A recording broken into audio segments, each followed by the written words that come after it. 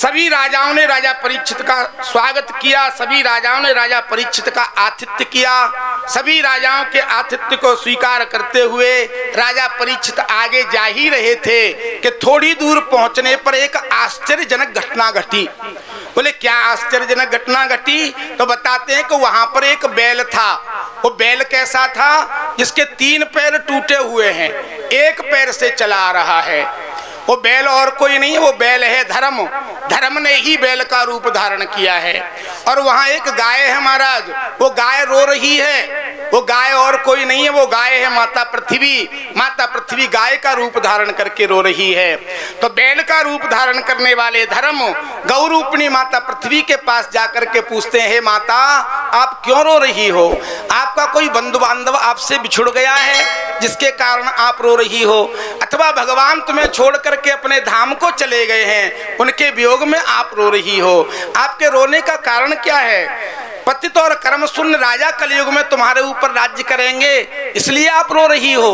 बताओ आपके रोने का क्या कारण है? यह सुनकर के गौरूप धारिणी माता पृथ्वी कहने लगी, हे धर्मो, आप सब कुछ जानते हुए भी अनजान की तरह से पूछ रहे हो। आपने जो कुछ भी कहा इन सभी कारणों से दुखी होकर के मैं रो रही हूँ। धर्मो, इस कलयुग के आने से आपके 3 पैर कट गए, जिससे आपका एक ही पैर रह गया है, एक ही चरण रह गया है। ये देख करके भी मैं शोक कर रही हूँ, क्योंकि सत्य, तप, पवित्रता और दान ये 4 धर्म के चरण हैं, 4 धर्म के अंग हैं, इन्हीं का नाम है धर्म। सतयुग में 4 पैरों पर धर्म था महाराज, पाप का नाम निशान नहीं था। फिर त्रेता युग आया, त्रेता युग में सत्य चला गया। फिर द्वापर आया, द्वापर में सत्य और तप चला गया। अब कलयुग आया तो कलयुग में सत्य और तप के साथ में पवित्रता भी चली गई। कलयुग का व्यक्ति स्वच्छता पर तो ध्यान देता है पर पवित्रता पर ध्यान नहीं देता। कलयुग में केवल दान रह गया है। कलयुग में दान और दया के सारे धर्म है। बहुरूप धारण करने वाली माता पृथ्वी कहती है, हे धर्मो, आपके 3 पैर कट गए। आपकी इस दशा को देख करके भी मैं दुखी हो रही हूँ। पतित एवं कर्म शून्य राजा कलयुग में मेरे ऊपर राज्य करेंगे, यह विचार करके मैं अपने लिए शोक कर रही हूँ। कलयुग में सभी अपने अपने धर्मों से पतित हो जाएंगे, यह विचार करके भी मैं शोक कर रही हूँ। भगवान हमें और तुमको छोड़ करके अपने धाम को चले गए, उनके वियोग में भी मैं रो रही हूँ। हे धर्म, मेरे हृदय में शांति नहीं मिल रही है, मैं क्या क्या कहूँ तुमसे। इस तरह से गौरूप धारण करने वाली माता पृथ्वी और बैल का रूप धारण करने वाले धर्म आपस में बात कर रहे थे। उसी समय वहां पर काले कपड़े पहन करके एक हाथ में लाठी और एक हाथ में तलवार लेकर के कलयुग आ गया महाराज। बोलिए भक्त वत्सल भगवान की। कलयुग लाठी और तलवार लेकर के आ गया।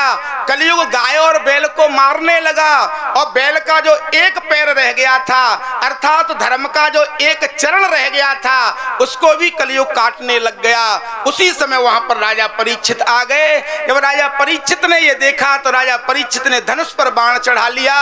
राजा परीक्षित ने कहा, अरे नीच, तू कौन है मेरे राज्य में इस तरह का पाप करने वाला? तुझे मालूम नहीं ये राजा परीक्षित का राज्य है। जिस राज्य में युधिष्ठिर जैसे धर्मात्मा राजा रहे हों, उसी राज्य में तू ऐसा पाप कर रहा है। इस दीन गाय को और इस एक पैर के वृषभ को मार रहा है, मैं तुझे जिंदा नहीं छोड़ूंगा। ऐसा कहकर के राजा परीक्षित ने धनुष पर बाण चढ़ा लिया और कलयुग को मारने के लिए तैयार हो गए। जब कलयुग को मारने के लिए राजा परीक्षित तैयार हुए तो कलयुग ने अपना मुकुट उतार करके राजा परीक्षित के चरणों में फेंक दिया। चरणों में लेट गया। कलयुग बोले, महाराज मैं कलयुग हूँ, आपकी शरण में हूँ, मुझे क्षमा कर दो, मेरी रक्षा करो, शरणागत की रक्षा करो। राजा परीक्षित ने कहा, तू कलयुग है? कलयुग ने कहा, हाँ महाराज मैं कलयुग हूँ। तो राजा परीक्षित ने कहा, कलयुग, तुझे जिंदा रहने देने से फायदा क्या है? तेरा तो मार देना ही अच्छा है, क्योंकि तुझमें सिवाय बुराइयों के, सिवाय अवगुणों के कोई अच्छा ही नहीं है। कलयुग बोला, महाराज ये बात तो बिल्कुल सही है कि मेरे अंदर बुराइयां तो बहुत हैं, पर केवल बुराइयां ही नहीं है, मेरे अंदर एक बहुत बड़ा गुण भी है। राजा परीक्षित ने कहा, क्या गुण है तेरे अंदर?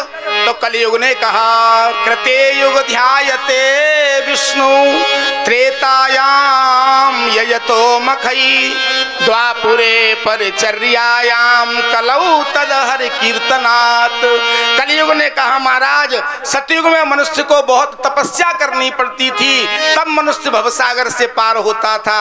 त्रेता युग में मनुष्य को बहुत यज्ञ करने पड़ते थे, तब मनुष्य भवसागर से पार होता था। द्वापर में मनुष्य को बहुत प्रभु की परिचर्या करनी पड़ती थी, बहुत सेवा करनी पड़ती थी, तब मनुष्य भवसागर से पार होता था।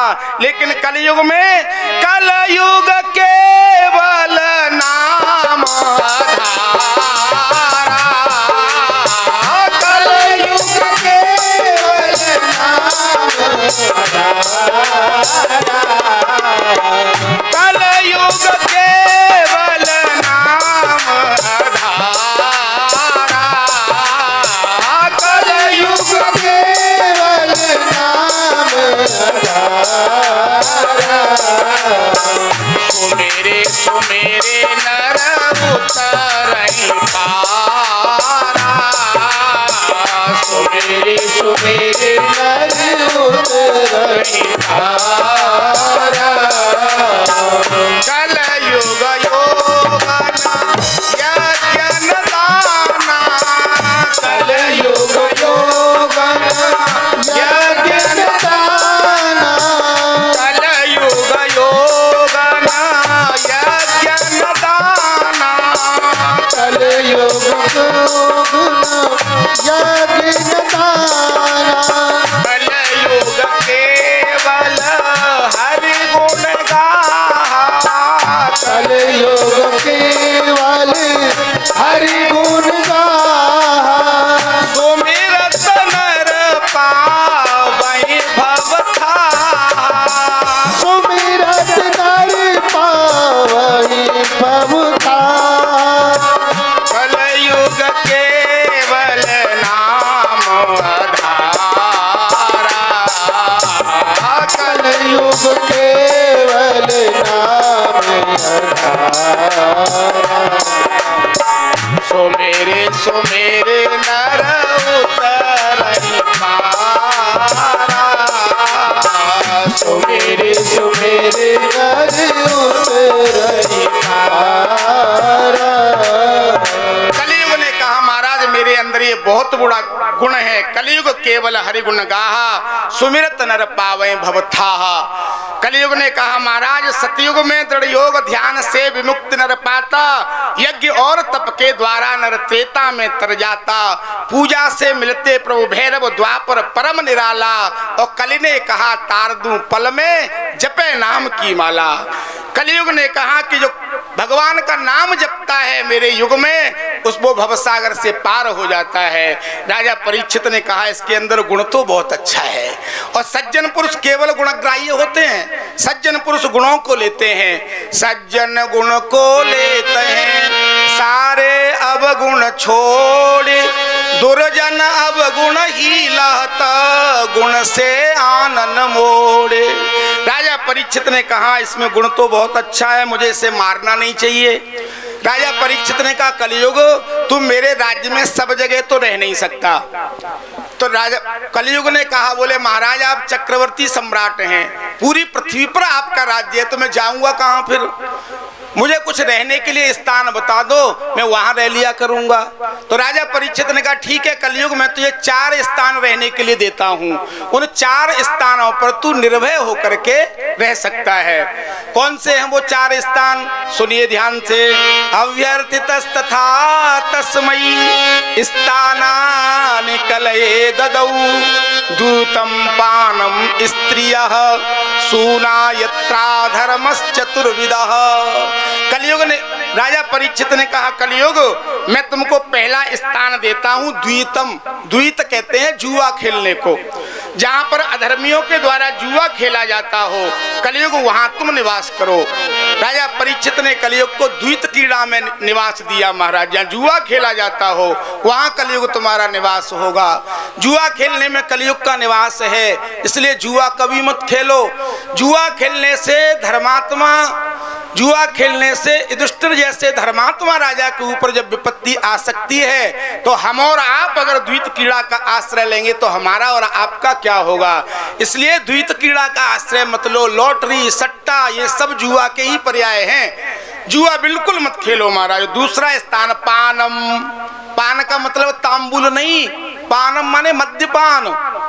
राजा परीक्षित कहते हैं कलयुग जहां अधर्मी लोग मद्यपान करके कुत्सित कर्मों पर विचार करते हो वहां तुम निवास करो। ये मैं तुमको दूसरा स्थान देता हूं। मद्यपान करने में कलयुग का निवास है महाराज। इसलिए मद्यपान कभी मत करो, मदिरा कभी मत पियो।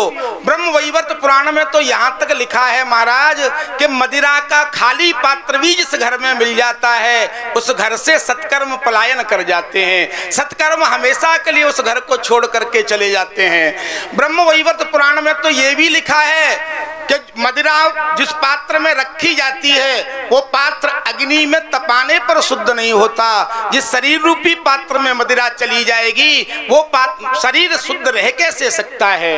मद्यपान कभी मत करो। अगर नशा ही करना है तो ऐसा नशा करो जो एक बार चढ़ जाए तो फिर उतरे ही नहीं महाराज। ऐसा नशा करो। मत पी रम के प्याले, शाम को पिएगा सुबह उतर जाएगी। अरे प्यारे तू पी ले गोविंद नाम की प्याली, तेरी जिंदगी संभल जाएगी। अगर पीना ही है तो ऐसा नशा करो जो कभी न उतरे। जो नशा किया तुलसीदास ने, ऐसा नशा किया भक्तिमती मीराबाई ने, ऐसा नशा किया नामदेव ने। अगर नशा ही करना है तो भक्ति का नशा करो। पहले तो ये चढ़ेगा नहीं और एक बार चढ़ गया तो फिर कभी उतरेगा नहीं महाराज। मद्यपान कभी नहीं करना चाहिए। 56 करोड़ यादवों का नाश नहीं होता अगर वो मद्यपान नहीं करते तो। मद्यपान कभी नहीं करना चाहिए। और तीसरा स्थान स्त्रियां हो। पर स्त्री गमन में कलयुग का निवास है और स्त्रियों के लिए पर पुरुष के रमण करने में कलयुग का निवास है महाराज। चरित्रहीनता में कलयुग का निवास है। इसलिए हमें चरित्रहीन नहीं बनना है, हमें चरित्रवान बनना है। वृत्तम यत्नेन संरक्षेत वित्तमायाति याति च अक्षीणो वित्तता क्षीणो वृत्तस्तस्तु हतो हतः। हमें अपने चरित्र की यत्न पूर्वक रक्षा करनी चाहिए। वृत्तम यत्नेन संरक्षेत वित्तमायाति याति च। हमें अपने चरित्र की यत्न पूर्वक रक्षा करनी चाहिए क्योंकि धन तो आता जाता रहता है। कहने का मतलब धन के लिए चरित्र को नहीं बेच देना चाहिए। और महाराज अक्षीणो वित्ततः, धन से हीन होने पर व्यक्ति हीन नहीं होता, लेकिन वृत्तस्तस्तु हतो हतः, चरित्र से हीन व्यक्ति मरे हुए के समान होता है। इसलिए हमें चरित्रवान बनना चाहिए। हम चरित्रवान बनेंगे तो हमारी संतान चरित्रवान बनेगी। महाराज कैसे कैसे चरित्रवान महापुरुष हुए हैं हमारे भारत में, कैसे चरित्रवान महापुरुषों की, कैसे चरित्रवान पूर्वजों की हम लोग संतान हैं। चौथा स्थान कलयुग को दिया सूनाय। सूनाय कहते हैं हिंसालय, कट्टी खाना, जहाँ जीवों की हत्या होती है। जीव हत्या में कलयुग का निवास है महाराज। इसलिए अहिंसा का जीवन में पालन करना चाहिए। राजा परीक्षित ने 4 स्थान कलयुग को दे दिए और कहा कलयुग इन 4 स्थानों पर तुम निर्भय होकर के रह सकते हो।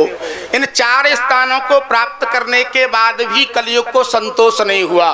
कलयुग ने कहा महाराज आपने 4 स्थान दिए हैं, ये चारों स्थान गंदे हैं। अगर मेरा कोई वीआईपी रिश्तेदार आ जाएगा तो उसको कहाँ बिठा लूंगा। उनके लिए कोई एक बढ़िया जगह दे दो, एक कोई स्थान बढ़िया बता दो। तो राजा परीक्षित ने कलयुग को सुवर्ण में रहने की अनुमति दे दी, सोने में रहने की अनुमति दे दी कि तुम सुवर्ण में भी निवास करो। अब भागवत के 11 स्कंद में जब विभूतियों का वर्णन किया गया है तो वहां भगवान कहते हैं धातु नाम अस्मि कांचनम, धातुओं में सोना मेरा ही स्वरूप है। और यहाँ राजा परीक्षित कलयुग से कह रहे हैं कि कलयुग तुम सोने में निवास करो। तो भगवान और कलयुग दोनों का निवास है क्या सोने में? बोले नहीं, दोनों का निवास नहीं है। जो शुद्ध साधन से मेहनत करके पैसा कमा के सोना खरीदा जाता है उसमें तो भगवान का निवास है। जो लूटपाट करके, डग्गेमारी करके, चोरी करके, अधर्म से जब सोना घर में लाया जाता है तो उसमें कलयुग का निवास है महाराज। अशुद्ध साधन से जब सुवर्ण या अन्य धन घर में आते हैं तो कलयुग उसके साथ ही आधमकता है। अनीति या अन्याय से प्राप्त धन में कलयुग का निवास है। जो अनीति से धन कमाते हैं उन्हें तो कलयुग सताता ही है। जो अनीति से धन कमा करके उस धन को अपनी संतान के लिए रख जाते हैं तो वो धन संतान को भी परेशान करता है, वो धन बारिश को भी परेशान करता है। हमारा असत्य, मद, काल, बैर और रजोगुण, ये 5 जहां नहीं है वह आज भी कलयुग का प्रवेश नहीं है, वह आज भी कलयुग नहीं आ सकता। ऐसा कहकर के राजा परीक्षित तो अपने चले गए और कलयुग इन 5 जगह पर निवास करने लग गया।